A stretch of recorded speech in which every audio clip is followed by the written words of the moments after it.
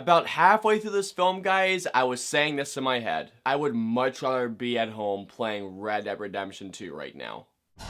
Let's take him.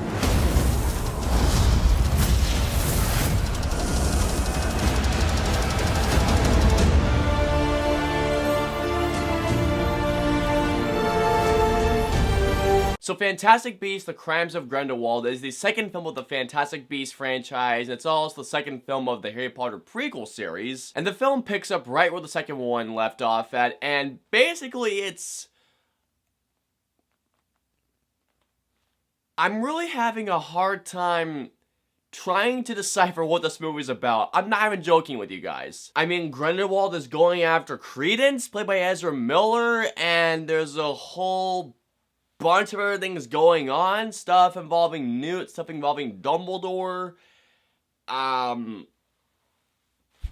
this review is going off to a good start. Alrighty guys, so let's get into Fantastic Beasts: The Crimes of Grindelwald.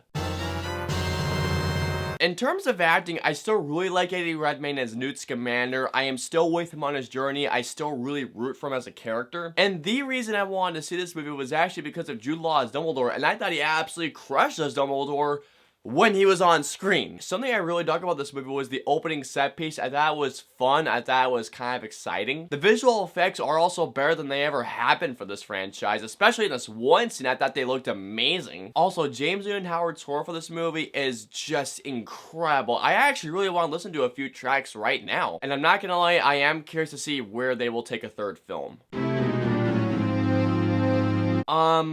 Where do I begin with this one?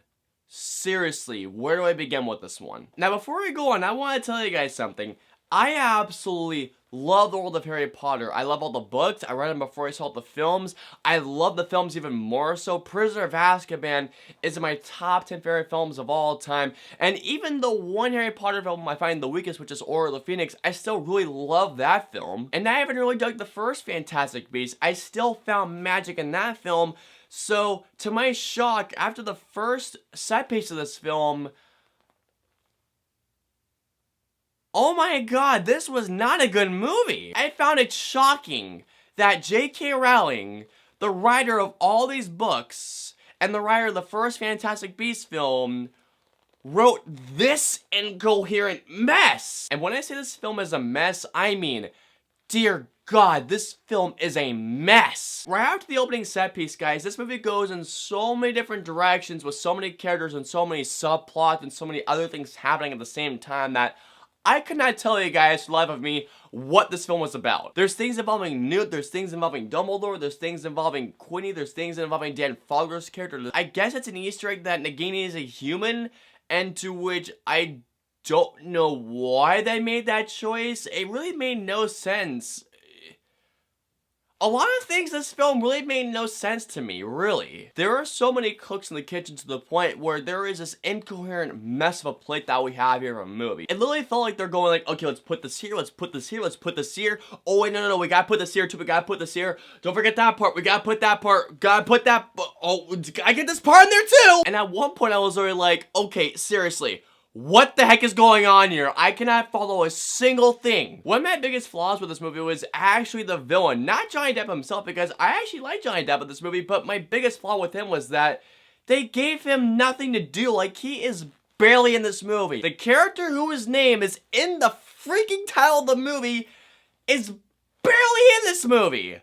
He's barely in it! He actually does something near the end of the film, but otherwise, all he does is just...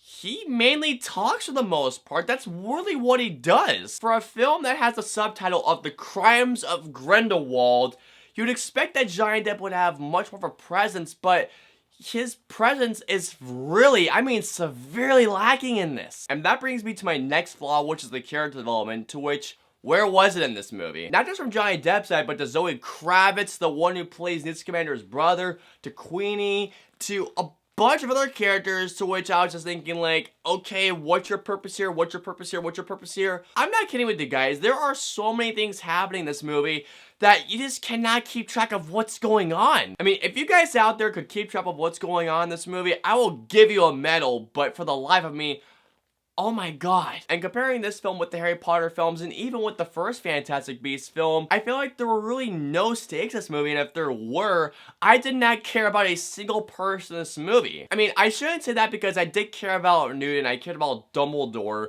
but otherwise, everyone else, I could care less about what everyone else was going through in this movie. I mean, especially with Queen in this movie, she annoyed the crap out of me in this. And again, going back to Johnny Depp as Grindelwald, I really didn't find him all that threatening as a villain. I really didn't. There really was no focus in this movie other than the first set piece and maybe the final scene in which they do set up for a third film, which again, I am curious about, but there's really no focus onto what's going on and to what stakes to raise in this movie. And another thing that I would never think I would say about a film that takes place in the Harry Potter universe is that this film was boring. I mean, oh my bloody hell, this movie was boring, man. This film is about 2 hours and 20 minutes. It felt like it was almost 4 hours at times. About halfway through the film, I was just thinking in my head, where is this film going? What act are we in? And then finally, when I felt like we had gotten to the third act, I felt like it just kept going and going and going to the point where I was just like, guys, can we wrap it up? Wrap it up! Wrap it the up. And did I mention this film was long? I mean, God, this movie is long, man. It really shocks me that David Yates directed this because he directed an amazing final installment for the Harry Potter franchise, Deathly Hallows Part 2, and after that he did a great job bringing us back into this world with Fantastic Beasts, but then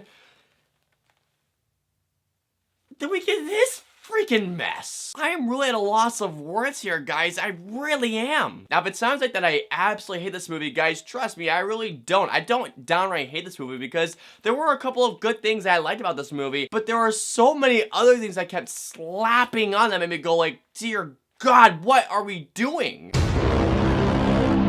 So overall, Fantastic Beasts: The Crimes of Grindelwald does have a few redeeming factors in it, but I feel like the film was just trying to put a whole bunch of enchantments on me, so I really wouldn't see the bloated mess that this film really has that almost has no magic. I mean, there's little to no magic in this movie. Guys, I really had optimism going into this, and I wanted to love this film because I love the Harry Potter films, and I really liked the first Fantastic Beasts, but all in all, guys, Fantastic Beasts: The Crimes of Grindelwald, and it really pains me to say this, guys, but I'm gonna give Fantastic Beasts: The Crimes of Grindelwald a 1.5 out of 5 stars.